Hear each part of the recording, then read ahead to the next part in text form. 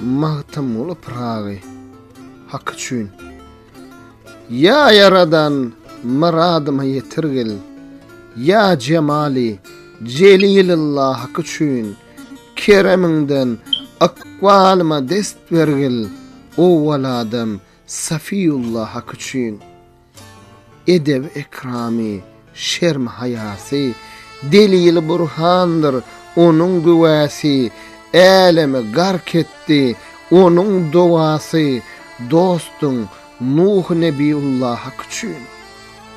Beytül Mukaddes'te İmranilinne, atasız bar olan Enebilinne, Gudrotun meşhurdur Meryem oğlunna, Ya Rab İsa Beriyullah hak üçün. Kapırlar beslegen oğlan çağınna, bir oda yoluğun dost prağınna, barıp raday düşen Sina dağınna, Tur Musa Kelimullah hak üçün.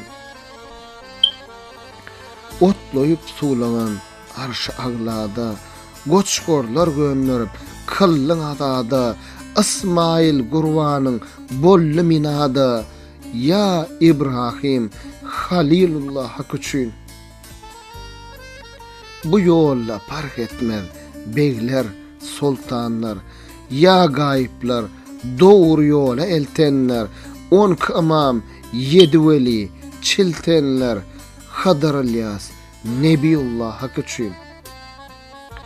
Dişti Luyli Mağraç kallesine, bırağı münüp çıktı arş pellesine, paşmağı tac olmuş arş kellesine, Ya Muhammed Resulullah hak üçün. Ezber eylep okudular Kur'an'ı, Taha Yasin'i, Elham Surani, Ebu Bekir Sıddık, Resul Yahrani, Ömer Osman, Esedullah hak üçün. Magtamuli çağır Rabbul İbadi, bu dünya ahiret bergil maradi, Resulullah koymuş adın azadı, atam Devlet Mehmet Molla hak üçün.